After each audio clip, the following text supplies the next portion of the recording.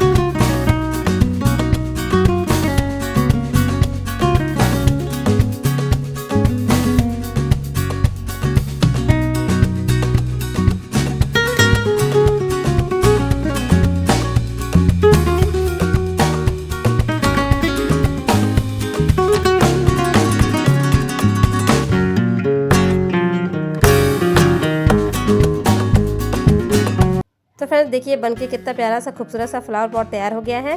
ये लग ही नहीं रहा कि बॉटल से बना है। तो इसी तरीके का DIY आप बनाकर अपने घरों को सजा सकते हैं। तो आज का यह वीडियो कैसा लगा कमेंट में ज़रूर बताएंगे और इसी तरीके का DIY देखने के लिए चैनल को सब्सक्राइब कर लेंगे। फिर मिलते हैं अगले वीडियो में अगले DIY के साथ। Bye bye.